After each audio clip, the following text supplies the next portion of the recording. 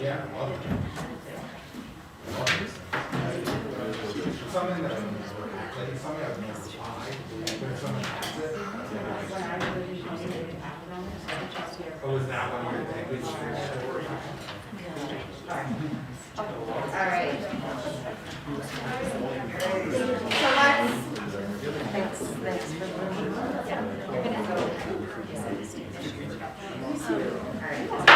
Let's regroup back into our regular session. We will start with the consent agenda. Can I please get a motion to approve the consent agenda, which includes regular session minutes of December 14th, accounts payable registers of December 9th, 10th, 15th, January 3rd, 4th, 6th, travel request, personnel information, December revenues, and expenditures. I make a motion to approve the consent agenda as read. A second. Any discussion? Perfect. All in favor? Aye. All right, 17 members. Let's move to our employee group. I think I have to see Mary here today. Hi, Mary. Come on up and join us. Good evening, everyone. On a personal level, first of all, I do want to speak on my own behalf. I completely appreciate all of your work this weekend. It was a holiday weekend. It was difficult. It was a hard decision on Friday, and I recognize how hard you guys are working, and we appreciate how much you value teachers as well. So appreciate it. Good evening, everyone. First of all, thank you for always keeping PCA in the loop of communication. This has been a very difficult year. I will begin with a joint statement sent out over the weekend to parents and teachers. The Park City Education Association, along with the Park City School District administrators and the Park City School Board, would like to thank all of our teachers and staff for the enormous amount of work they continue to do for our students. We would like to clarify that as a school district, we are not offering a remote option. Students who are absent from school should check in with teachers as they would for any other absence, and follow assignments on Seesaw for grades K2 and Canvas for grades 3-12. As for in-school instruction, we want to remind everyone to continue to follow the mask mandate both on the bus and in school. The mandate was enacted by the Summit County Health Department and has continued to be implemented in our schools as per the order. Any student not wearing a mask must have an exemption on file with the school. It is not at all permissible or appropriate for a student to demonstrate defiant, harassing, bullying, or rude behavior towards staff members, and those students will be referred to and dealt with by school administrators. Thank you for your continued support during a very difficult time. In addition, PCA is having ongoing conversations with Dr. Gilday on how to ensure safety for all of our students and staff. We surveyed our members regarding the remote versus in-person options based on the changes mandated by Governor Cox. The results were literally split down the middle, as we kind of thought. Half wanted to be remote temporarily under the governor's memo, half wanted to be in person. And that split is consistent across the elementary and secondary schools. Without the test to stay option and without a remote learning option, we face the question, what are we doing if we are going to stay in person? As we've stated previously, business as usual cannot be the option with no test to stay and no remote learning. Currently, all school sites besides Trailside have met the original threshold for test to stay in the last few days, but we have no specific protocols in place at this moment to address these outbreaks. PCA and the district office have been working on a few solutions temporarily that we hope will at least alleviate a little stress for students and staff. However, we must address our continued high numbers. We would again like to ask the board and the district office to please consider being present in the schools. Teachers love seeing all of you at the schools, filling in if possible where needed, or just checking in with teachers to see how things are going. That goes a long way. Some upcoming conversations. PCA continues to work with Dr. Sorensen and Dr. Gilday on the teacher bullying policy, along with the school calendar for future school years and realignment. Dr. Hunt has been great to work with us on the task force coming up for the realignment as well as assessments. And Mike Tanner has been awesome to work with us on district safety. We would like to advocate to raise the substitute pay in order to attract more substitutes and ask that teachers continue to be paid at least half of their PTO leave if they are out with COVID, since we are quickly nearing the depletion of the GEARS grant funds. We recognize this decision last Friday morning was not an easy one, and we appreciate your willingness to listen and consider all sides and include us. Thank you very much. Mary, I just wanted to say thank you so much to you and Jake again for working throughout the weekend and working with us.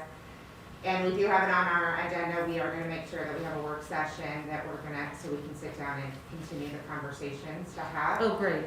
We're having an all-member meeting tonight, so I will let them know. Okay, perfect. And I do think at least most of us, all of our names were put on the substitute list. And like we said, we are happy to Great, thank step you. in anywhere we're needed, so. Thank you so much. Mary, what was your comment on the half pay for PT? What was the? So What in was the your GEARS suggestion? grant, Dr. Gilday was amazing at writing and approving for us is if teachers are out with COVID, like I was out for 5 days, that I would be able to get at least half of my days back so that I didn't have to deplete 5 days of PTO for myself, that 2.5 of those days were covered by the GEARS grant, but that money is about to be depleted, we understand, very quickly. We just got some information from the state today. I think that there's a possibility of some more COVID funding. So we just want to make sure that teachers don't have to deplete all of their PTO to be out. So, Makes sense. yeah. Are Thank we you. gonna, is that gonna be on our work session maybe? Yeah, Discuss that. definitely. Put that on. I'm curious what that costs. Yeah. Okay. Perfect. Thank Thank you you so very much. much. Thank you. Thank you. Dr. Hunt, Mr. Tanner, I don't know which one would like to go. I think I'm ceding my time tonight to Paul from Mocha. Okay, perfect. All right. Thank you, Hunt. I'm going to try to speak loudly, but I find that when I do, then I start to sound funny, so I'm sorry about that. For my board report tonight, I do want to begin by sharing my appreciation to you, the Park City School District Governing Board. Each January, local school boards are recognized and they're celebrated, and much of the public will never really understand the amount of time, energy, and effort that goes into your work on behalf of school. The information that needs to be understood and the resulting decisions that need to be made can be very stressful. So I thank you for your commitment to our staff, to our students, and I thank you for your work to ensure that you meet our mission that every child in Park City School District enjoys an equitable opportunity to reach their academic and social potential. So thank you. I'd like to provide you with some information and an update today on a few items that will be the focus of our efforts during the remainder or second half of the 21-22 school year. First, as you're aware, we are continuing to implement the Park City School District instructional framework with the important end goals to create a shared expectation for Tier 1 or classroom instruction, to identify needs for support to build the capacity of our staff to continue to help our students learn, and to be able to review our progress through regular classroom visits followed by timely and informative feedback conversations. This year I've had the opportunity to visit 2 or 3 schools each week and observe classrooms and visiting classrooms with our site principals. In these visits, we observe not only what the teacher's doing, but especially what our students are doing to be able to understand how they're engaging in the process of learning. After the visit, we have a nice conversation with the school leader and we debrief on the use of our instructional framework, the strengths and concerns from the visit, and some next steps. In our next district level class visits, our principals will be assigned into pairs. Those pairs will visit classrooms at each other's schools, and then the end of this month we'll meet together to provide some feedback and consider how we can further ensure that we're supporting teachers to be able to benefit from the instructional framework. Second, our principals will continue to work with their site level leadership teams. This is to be able to create an opportunity for horizontal conversations throughout the school district. In these meetings, we're hopeful that they'll be able to talk about short inquiry cycles of learning to be able to address some of the outcomes that we see in our student data. These short cycles begin with a question about specific outcomes, and they're followed up by targeted and monitored solutions. Let me provide an example for you. Last year at Trailside Elementary School, the question was asked, why is it that our English learners here are not progressing at the same level as some of our other schools in Park City School District? As a result of the question, a short cycle of intentional work began, and during the intervention or Purple 30 time, we adjusted instruction for English learners to include ELD standards. The result of that has been a 37% increase on VITA scores for these learners. Inquiry cycles don't need to be grandiose. In fact, many positive outcomes are had when small, well thought out, and monitored adjustments are made. Third, we will continue to implement competency-based learning with the objective to understand what students know so that we can adjust instruction either to support or to challenge them in their learning further. The original plan for this strategic pillar was to implement a district-wide competence report for 4th and 5th grade students. Due to COVID and some of the emotional and mental strain that we're experiencing, we will be adjusting this plan to be able to support 4th and 5th grade teachers. And instead of doing all subject areas, we'll proceed with just maybe trying and making some changes in math units. Fourth, we continue to complete the evaluation of our ELA program, and we're waiting on the final standards to be approved and finalized at the state level. As we receive these new standards, we'll create curriculum guides, determine how they align to Utah's accountability measures, and use a decision-making protocol to determine if and what ELA instructional materials are needed. This team will then make a recommendation for any potential follow-up by an adoption team as outlined in our PCSD policy 9050. Finally, what a difference a day can make. At the beginning of each day, I set out with really great hopes to be able to continue to move the work of Park City School District forward. Some days we make really great strides, and some days I recognize the need to take a deep breath and instead focus on the meaning and emotional well-being for our teachers and staff. The board's well aware and has expressed their desire to determine additional ways to support teachers who are navigating stormy waters of balancing time and energy to support students both in and outside of the classroom. I continue to be very appreciative of the very smart and creative work that I've seen by our teachers to streamline to what matters most and that we know is effective in teaching students. I've watched our teachers collaborate to share their load and take what is hard work and make it somehow doable. Their resilience is incredible, but it does come at a cost. I want to reiterate our shared interest with the board to engage in a workshop to consider additional solutions to address the challenges that our teachers face, not just now, but into the future. I'd like to reiterate my desire to share in greater depth and detail our strategic learning plan, which explains specific steps we'll be taking over the next 5 years to build the capacity of educators and teams to move toward more personalized learning experience for our students. So I'll close similarly to the way that I opened with gratitude. Gratitude for hardworking, dedicated teachers, for passionate and committed staff members, for talented and forward-thinking administrators, and for a supportive school board that ensures we're on the right path with the right people and the right resources to reach our summits. Thank you, Dr. Hodge. Any questions? All your work. Superintendent? Thank you. Great report. The positive actions we take together strengthen our communities. Thank you to our PCEA leadership who worked tirelessly along with our Board of Education leadership to ensure smooth operations for our back-to-school lunch today following the Martin Luther King Jr. holiday weekend. Together, we've identified suggestions and ideas to support our students with in-person learning as we adhere to the countywide mask mandate. It's important that we each participate in sending our students to school with the face coverings for this short period of time as we move through this Omicron variant community-wide transmission. The numbers are already looking better today. The mandate is currently in place through February 21st, 2022. Staff are also adhering to the countywide mandate within the schools. In the event a mask is forgotten at home, there are extra disposable masks available at every school site. Aside from COVID mitigations and operational adjustments, Park City School District continues to move forward with our weekly architect design build team meetings and continues to refine plans for an expanded Park City High School, Ecker Hill Middle School, and expansions to each of the 4 elementary schools. We are grateful for the support of the community as we prepare for 2 years of construction in and around our campuses. There is excitement in this planning and knowing that a hope-filled and optimistic future.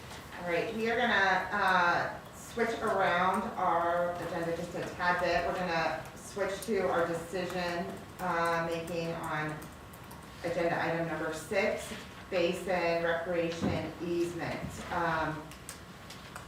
The board will consider approving an easement as proposed by Basin Rec for the purposes of installing a pathway. I'm gonna turn the time over to Todd.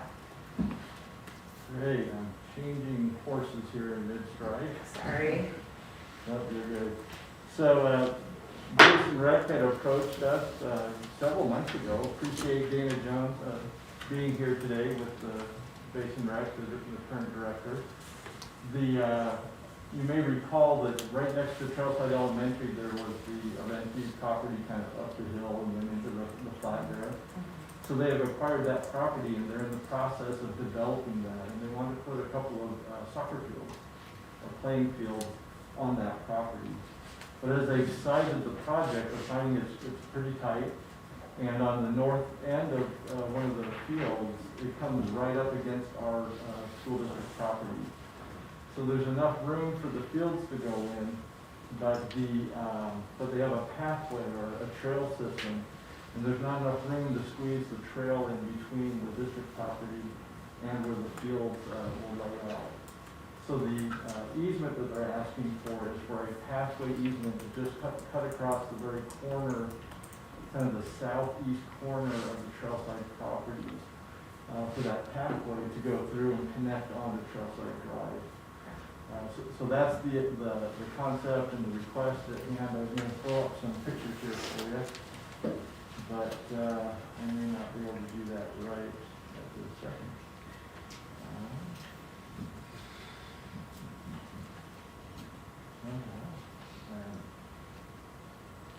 Losing the battle here.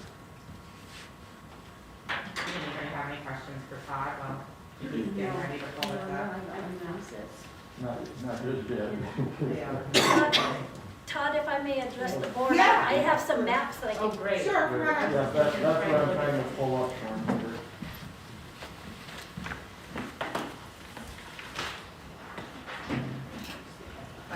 Oh. Do you want a pathway in exchange for 2 Thank soccer you fields? so much. Okay. All we have to give you is a pathway for 2 soccer fields? Right? Yes. Sounds like a great deal. So, I'm just gonna say, so if you take a look at the map, there's, in the little corner there, you see a little red line? Yeah. That's actually the easement that we're looking for. And what it allows for is it allows for us to put the safe routes to school route around the back side of those fields, through where that red line is, and they connect over to the school. This would allow kids to not have to walk along the sidewalk and have to cross over to ingress and egress into the parking lot, where they'd have to cross in front of cars and things like that. This would bring them around the backside, and it does come outside of your existing fence. So it doesn't go inside your existing fence right now. You can see the fence line on the map. So kids are outside playing, somebody else is using this easement, it doesn't matter, only inside the fence. Exactly. Yeah, the easement is outside your existing fence. Okay. Perfect. Yeah, so here's the large map. So here's the Trailside Drive. This is where the field will be going in. We're talking this corner right here where the trail will come through. And still enter on. And they currently have access on the Trailside Drive right here. So that's what we're talking, 20-foot wide easement for a 10-foot path. Not very extensive, and would be great for the community. Okay.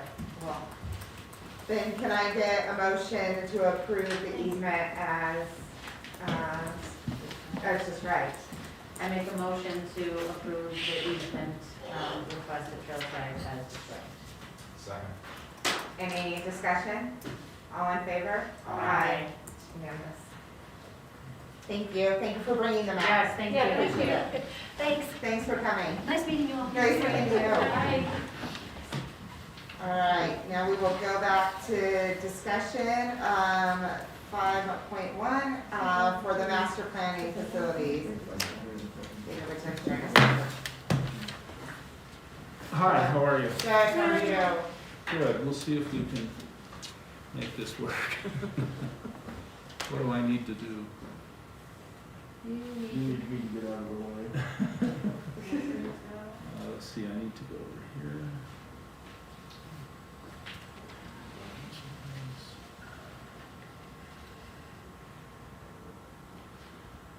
Is this conference AB. AB? Okay, I think I'm okay. I wanted to kind of go over. Oops. I wanted to go over kind of where we are on the projects. We've arrived at the point where the schematic design, which is the preliminary design work, has been done by the architects. And I think all of the scope has so far been included. When I talk about scope, I'm referring to the program of adding classes and following down kind of the things that you're looking at. So we've been able to accomplish, can I remove this? Yes, can you? Is it okay? Representing. Huh? Yes, representing. It's just easier. So we've been able to accomplish moving 9th grade into the high school. We've combined 6, 7, and 8 at Eckerd Hill, and we've achieved all of that scope. We've provided the additional classrooms at every elementary school with the wraparound at Harley's. Jeremy Ranch has the wraparound, McPullen has the wraparound, and Trailside. And we've designed them in such a way that we believe that there will be minimum disruption as we go through the process, because we've been able to kind of segregate things and work through it. Now, there will be disruption with at Eckerd Hill, because obviously we're doing a lot more remodeling within Eckerd Hill than we are the other projects. The high school, we've been able to segregate the majority of it off to the side, and then all of the elementary schools, with the exception of, I think it's Parley's that we have some work going on inside. So I think we're doing well on that. The facilities are efficient. We're being we're optimizing the space and reducing the impact and reusing as much of the building as we can. So I think we are doing everything we tried to do with regards to the priorities. The one area that I will mention that we're struggling with, and it's always a balancing act when we build a building, is the economy. And as you know, right now, we're dealing with supply chain issues that you hear on the news, and that we're not immune to that. So Utah's construction industry is struggling through that. We also have a shortage of labor, which is also causing some issues with regards to cost.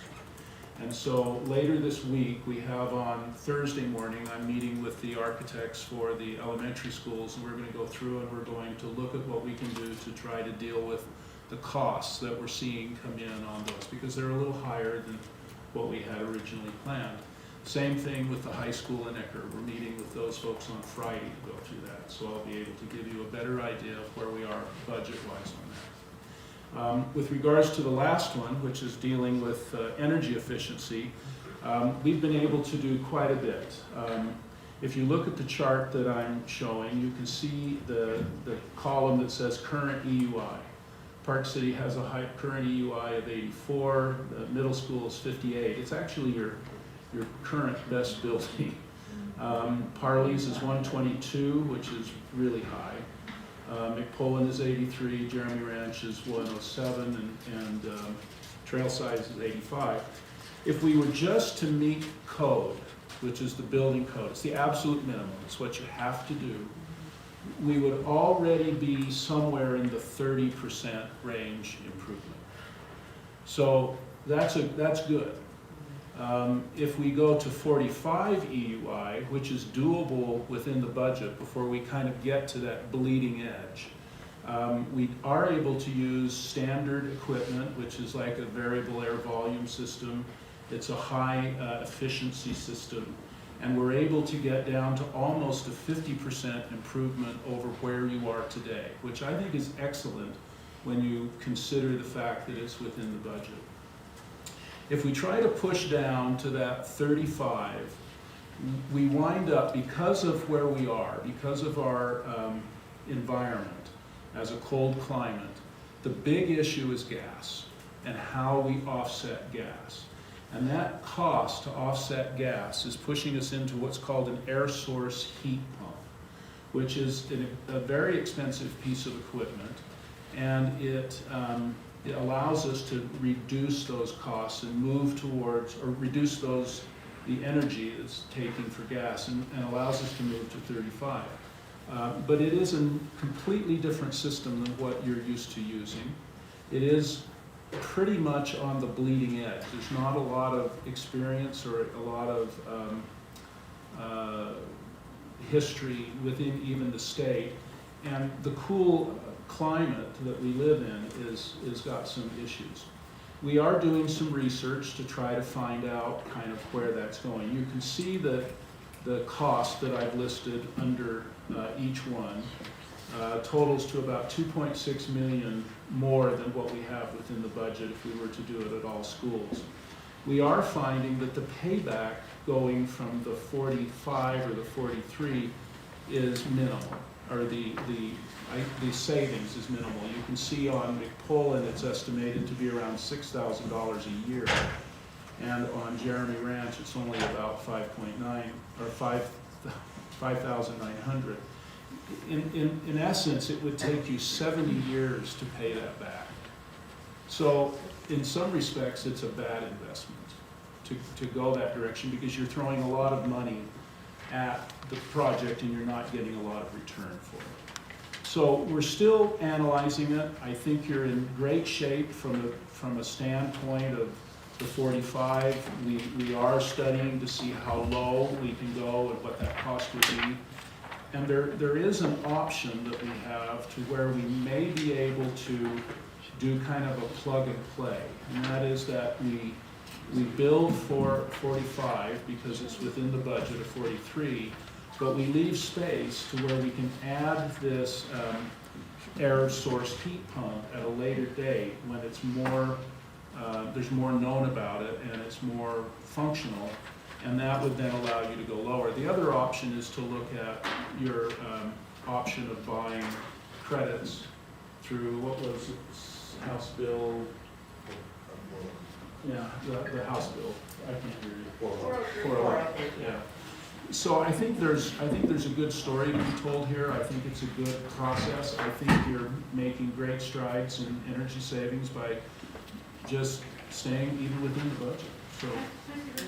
Built for the whole building, or is this just for the This is for the additions, which is what we're looking at. So this isn't the entire, No, this is just the no. build. And is this silver lead, or is this Um, a whole nother conversation? that's a whole nother conversation. Okay. Silver lead, How does this we're fit into- gonna be beyond silver lead, I think. So where would silver lead fall in, baseline or? Baseline, Okay. yeah, it would So be that's the code. base, so even if we hit baseline, we'd still be, Yeah, I think you'll be there. Lead goes into a lot of other things. It goes into air quality and the Yeah. type of materials you use and some of those things. So we still need to kind of work through all that. okay. But I think shooting for an EUI of 45, 43 is going to give you a really good shot at being above the silver lead category. Can I just have a follow-up on it, or are you done there? Yes, so, okay, I'm sorry. It's It okay. wasn't up clear to me. If Parsi High School's 84 and we aim for 56, 45, 35, whatever, that's the additional. The remaining building will still be EUI 84. That's Or correct. is there will any systems be added, or when the new additions are added, is there anything foundationally that's added that could impact the existing space that could improve that number? Yeah, we aren't looking at doing that at this point. There was no funds set Yeah. aside for that. No, I just didn't know if naturally there was some sort of, It'll help return on it'll help this for the reduce existing overall, yeah, but this is just kind of a comparison of the remodel or the additions. okay. to the Existing current, right. ADU. And so when you then add in that square footage, for example, on the high school, you're adding in about 100,000 square feet. It'll have an impact, but the high school is much bigger than the addition, so it won't move it down as much. Okay. But I think the movement is positive. In general. Very Overall. positive. Overall, I think it's Yeah, very no, positive. I don't disagree with that. I just was wondering if there's any, like, bang for, one stone somehow. I know that some Todd additional stuff. Hanson would like to, Yeah. because the systems are older and he'd love to Yeah. replace them, but we just don't have Got it, the funds. okay. And you'll get me back with the cost analysis. Yeah. So didn't we have a contingency in there, or percentage? We in case this happened? have some contingency set aside in the owner's contingency. And I think there is a philosophy that says as you move through design, you can use some of that contingency, and I don't have a problem with that. But you don't want to get all the way to the end and have a surprise and not have any contingency to cover that. And so I think the first order of use of contingency is to cover those things that were kind of unknown from the beginning.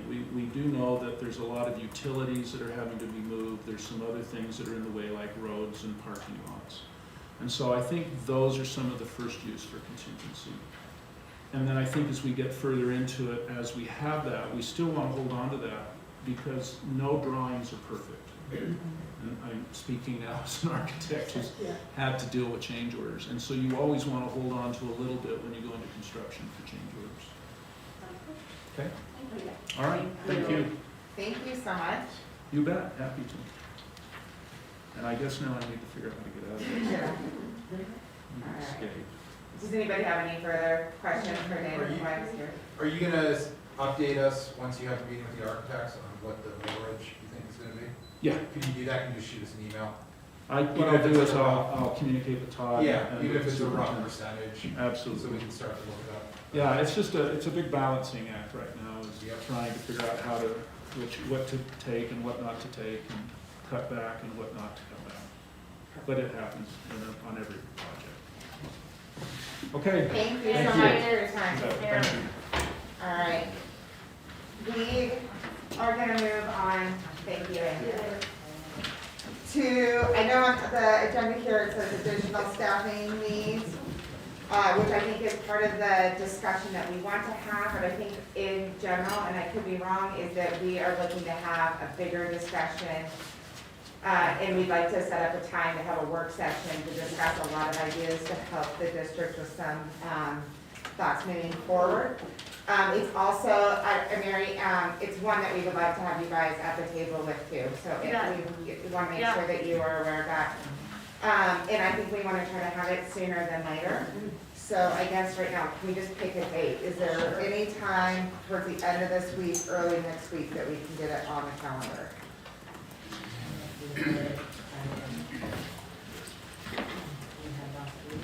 We could do, yeah. We could do Friday again, or we could do, This Friday or next Friday? I think we tried for this Friday, we could do Monday, if Monday's better for everybody. Monday or Tuesday. Huh? Yeah, you, If we can avoid Fridays, I have the legislative Yeah. meetings, they go, unless it's Friday later in the afternoon. no, can we shoot for Tuesday morning? Would Tuesday morning work for you guys? No. Monday is bad for you. But I can maybe do afternoon. Why don't we shoot it around after? What about Wednesday, the Yeah. second? Let's just try one more Yeah. time. Wednesday, the second. Yep. Todd, I'm looking at you too. Second.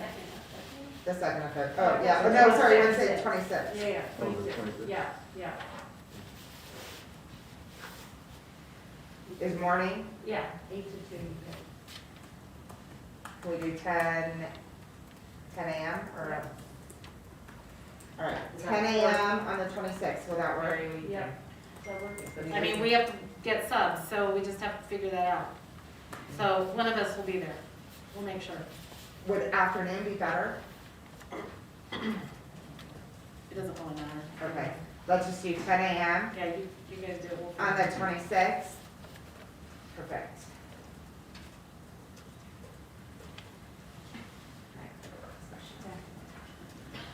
All right. All right, we are going to move to public comments. The Board of Education wants to hear live input from community members at our meetings. In order to respect and preserve the time allotted to each presenter on the agenda, each speaker will be limited to 3 minutes.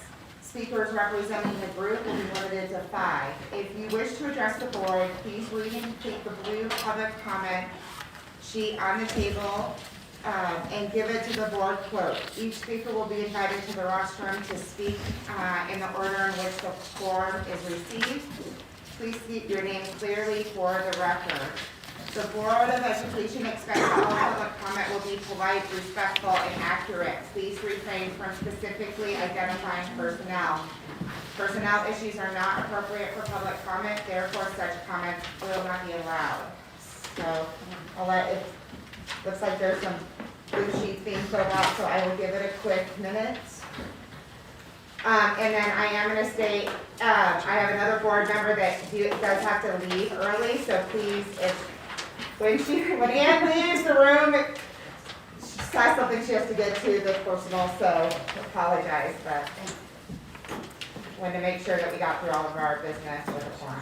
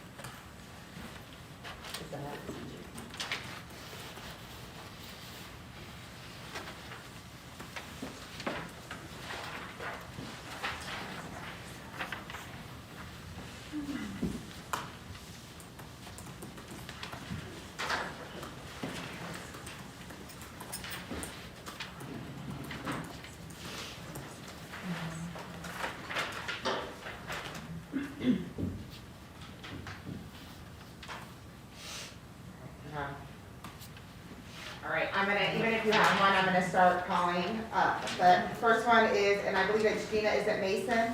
Yeah. Perfect, would you please join us in the Thanks, Erin. My name's Gina Mason. I'm a teacher at Eckerd Hill Middle School, and I really just came to thank the board for your decision to remain in-person learning. So as a teacher, I just wanted to come say I support that decision and really appreciate your support in helping keep our kids in school. I think it's the best place for them. So that's all I came to say, and I appreciate it. Thank you. Thank you.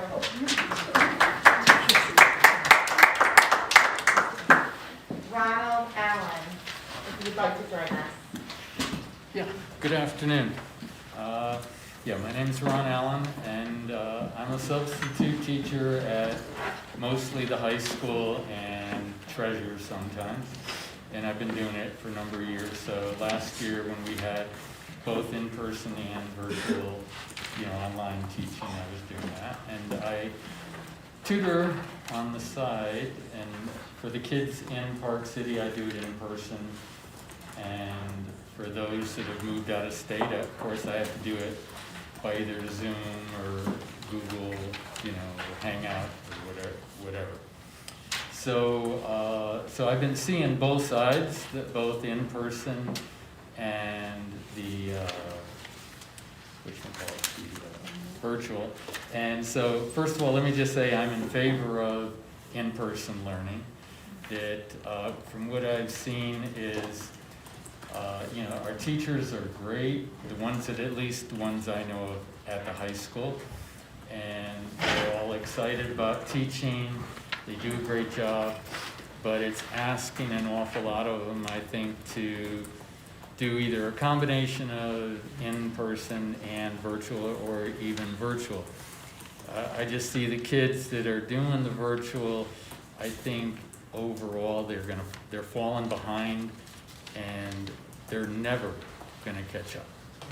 I mean, that's what I see with kids that I'm tutoring, and and in school. So I guess that's about all I want to cover, is that I'm for in-person teaching, learning, and I think we owe it to the students, their families, and our community to continue with that. So, thank you. Thanks for being here. Allison Cook.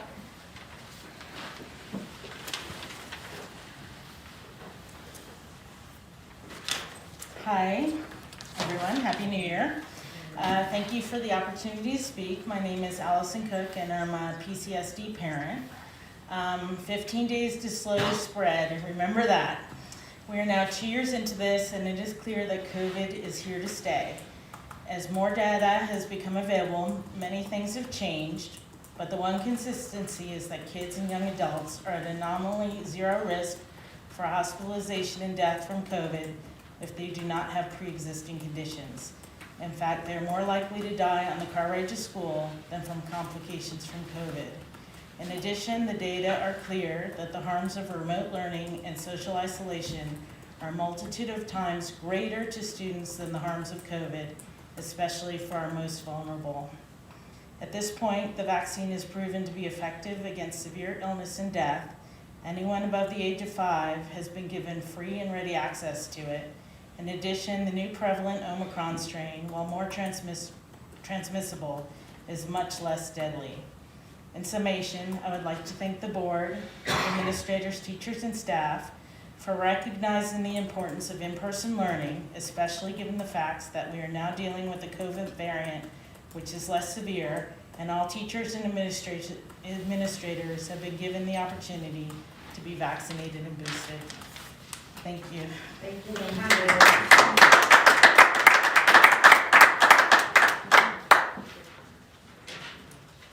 Megan McKenna.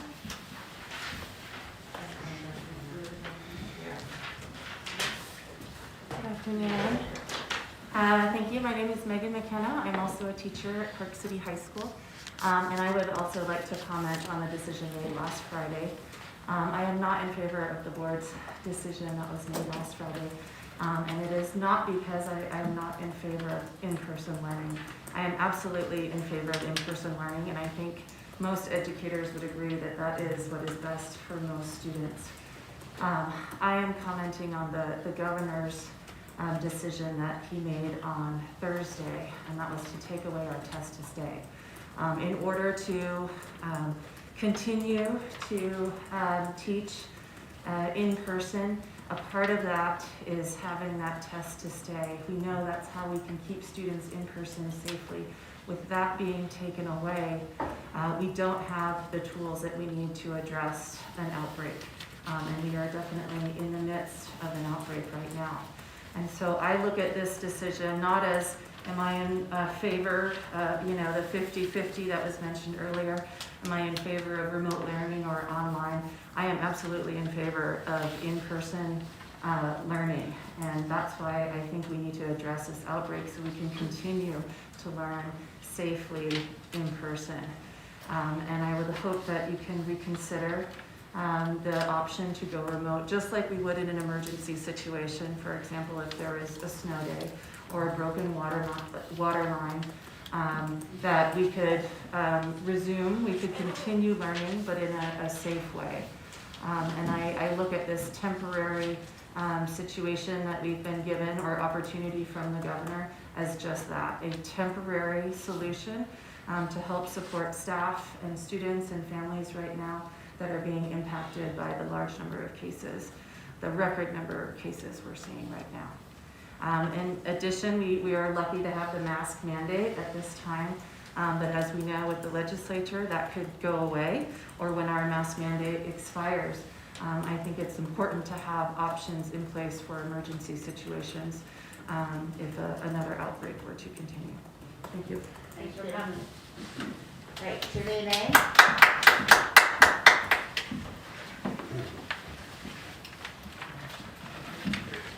Hello, board. Hi. Superintendent. My name is Jimmy May, and I'm a resident of Park City. I care deeply about our kids. I also a member of the Building Bridges Community Outreach Committee, but I speak as a private citizen. First, let me express my kudos to all involved for last week's State of the District. Well done, ladies and gentlemen. Yay! I'm here, we're passing along to all our friends, the recording. I'm here to thank you, but I'm here primarily to thank you for your thoughtful consideration regarding the best interests of our kids, and yet again, in the face of overwhelming pressure, making a decision based on the evidence. I appreciate you keeping the schools open, and I also appreciate the additional teacher funding to help us do so under some of the strains that are concomitant with what's going on now. I listened to the recording of your meeting last Friday. I was impressed by your concern and by your deliberate decision making. Dr. Hunt in Montana, likewise to you, I don't know if Mike's here, for your thorough reports. As a scientist by training and a data architect by career, I've taken a data-based risk-reward analysis throughout the course of this deadly pandemic. We have had real-life laboratories in various jurisdictions, states, and even whole countries, the way they've handled matters. Again and again and again, the empirical evidence, which is the real science, not speculation, not politics, has demonstrated the ineffectiveness of restrictive measures, including school closures. Compare Sweden, for example, or the state of Florida, to say the effect of school closures in New York State, New York City, Illinois, Chicago, California, LA. In fact, Sweden, Florida, and other non-restrictive jurisdictions, including our own, did better by nearly all measures, both in terms of COVID and academic progress. As one commentator has repeatedly and rightly said, the virus gonna virus, by which he means that well-meaning efforts are largely ineffective against the realities of coronavirus. The coronavirus does not care about our intentions or our feelings. Omicron, the latest iteration, is about the best news we could get in a lot of different ways. More highly infectious than any variant so far, yet milder by far. Boy, oh boy, it could have gone the other way and we'd be in serious trouble. It was clear from, even more serious trouble, it was clear from the beginning, from Omicron, the case counts would be high, and it was hoped that hospitalizations would not likewise skyrocket. In fact, while case numbers have in fact skyrocketed, deaths and ICU numbers around the country and even in Utah have remained static. We missed a bullet. Looks like we're missing a bullet. Let's hope it stays that way. Case counts have decoupled from hospitalization and deaths, even with the Delta variant, thanks to largely to vaccinations, among other measures. And for my Omicron, this is even more so. Cases. Case counts are irrelevant. Is that really 3 minutes? That I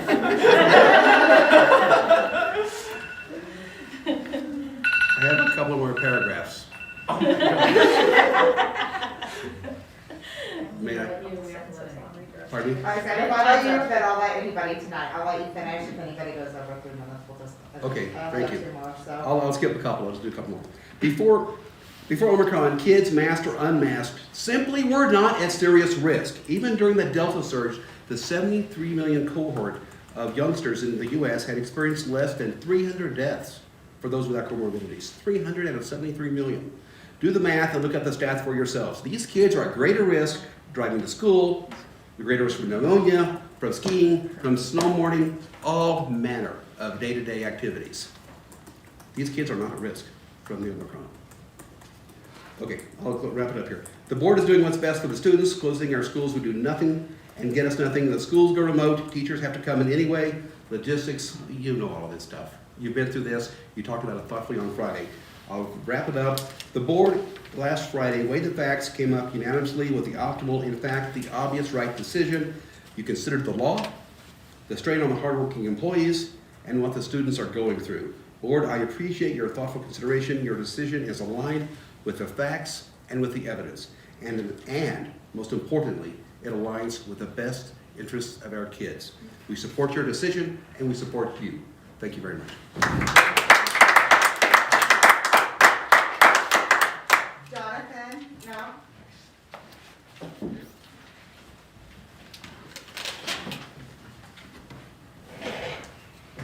Hello everyone, I'm Jonathan Mount, a 2021 graduate of Park City High School. The school district first shut down in March 2020 when I was 17 years old. I had just finished my ACT and college tours and was excited for my junior prom. Although I understand shutting down during that time, as we had little to no knowledge of this virus, those 3 months out of school were some of the most difficult of my life. And I'm one of the lucky ones. I have a supportive family at home. My parents are retired and are able to provide for me physiologically and emotionally. With the setbacks of online learning, I had resources at my disposal to further my educational research if necessary. Many kids I know, however, did not. During those 3 months, it was not uncommon for me to receive phone calls from my friends contemplating self-harm or even suicide. The resources they once possessed at school were no longer accessible. School, even if just for a mere 8 hours, was a place for some of my friends to escape from abusive households. School was the one place I could go, a friend said on a phone call. The one place where I could feel safe and feel loved. For someone like her, a school closure would exchange a near 0% chance of dying from COVID with a 100% chance of being trapped in a cruel cycle of depression and abuse. What are the kids in abusive households supposed to do? Wait it out? What are the kids with special learning needs supposed to do with their bogus online learning? Have mom help with homework? What is mom, who works while her children are at school to pay for food and rent, supposed to do? Quit?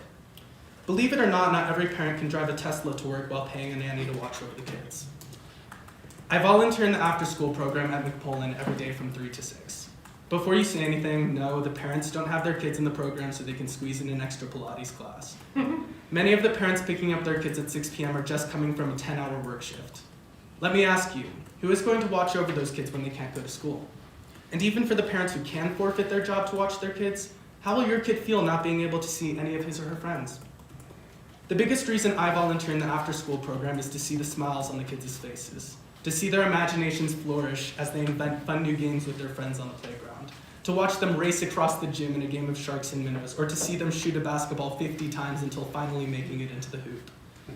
I want to be a teacher one day, not to force my personal beliefs upon the kids, but to help my students succeed and to offer them a place where they can feel loved and supported. And I will say, even if there were a virus that posed a real threat to my life, I would gladly put myself at risk in order to ensure the mental well-being of my students. These kids who I'm not even paid to watch over are my #1 priority, and I will not stand by and let another toxic lockdown jeopardize their futures. Because let me tell you, the deadliest thing to these kids is not a virus with a near 0% death rate. It is these despicable lockdowns which expose the students to nothing but inadequate online education, susceptibility to depression and drug abuse, possible entrapment in an abusive household, and absolutely no benefits to their mental health. Put the students before yourselves and put their mental health before misinformation and paranoia. Thank you.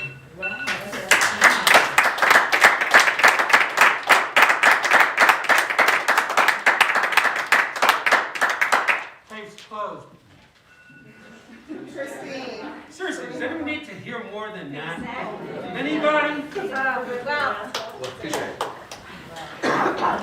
I'll excuse myself and watch the debate later. That's all I needed to hear. Hi there. Here. I'm Christine Turano, and that is a really tough act to follow. But Jonathan hit on a couple of points that I wanted to touch on. I'm a parent of a student that has a learning difference.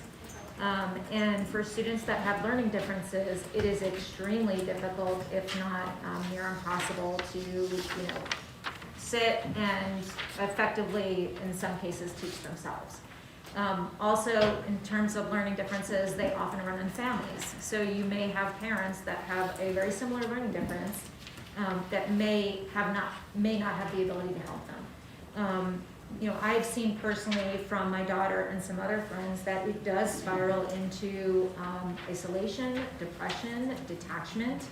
And so I want to thank you for, one, taking the comments, and two, making the decision last week to keep in person as well. So, You guys saw somebody grab one more form, so I will, if you just want to write your name on it and just bring it up, it's fine, and you don't have to fill out the whole thing.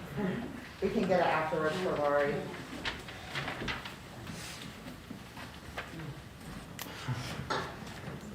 Okay, hello. I'm Chris Henry. I'm a student at Park City High. I just wanted to come in today to talk to you guys, you guys about like what it's actually like at the school. I think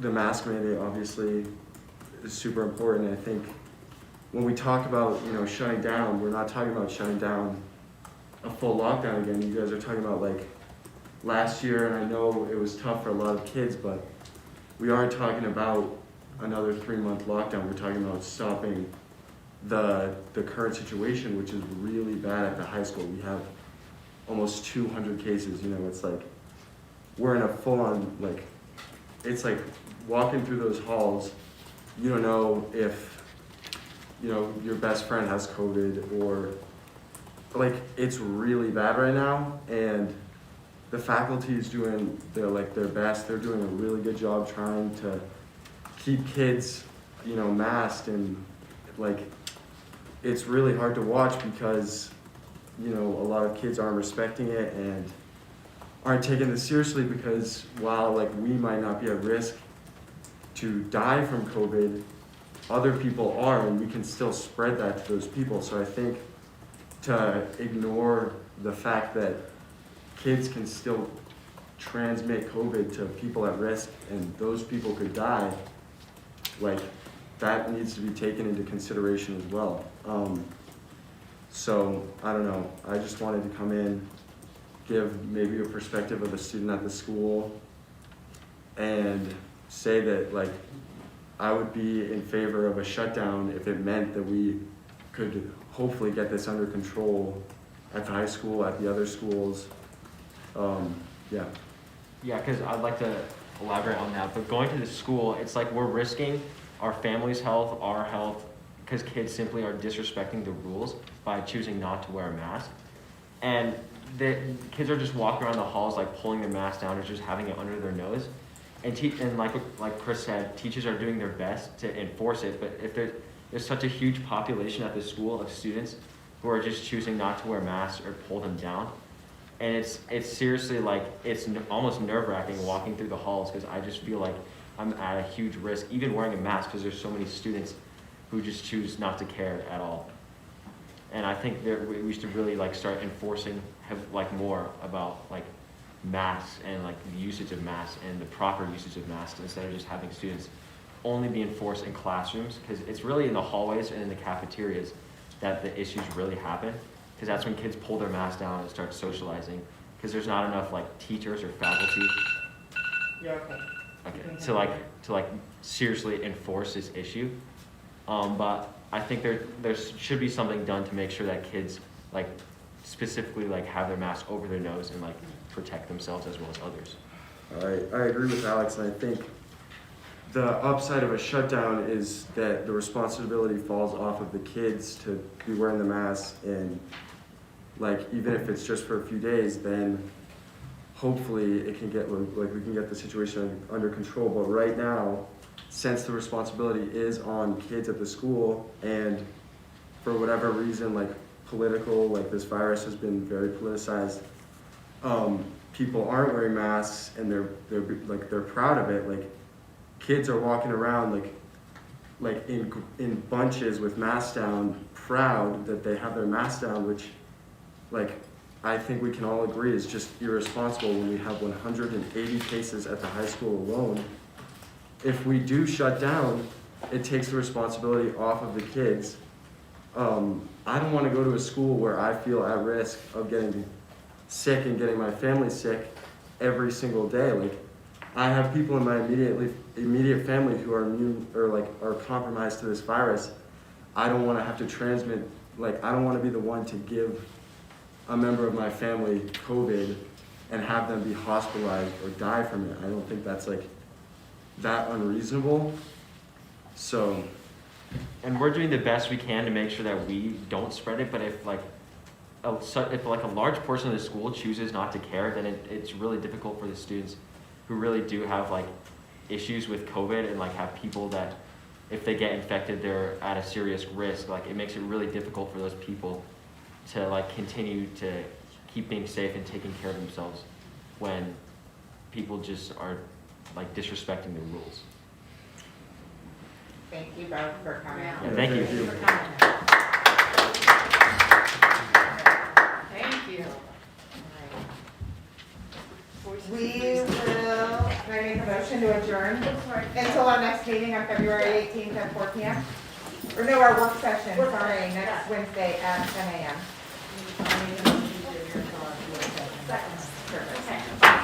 Thank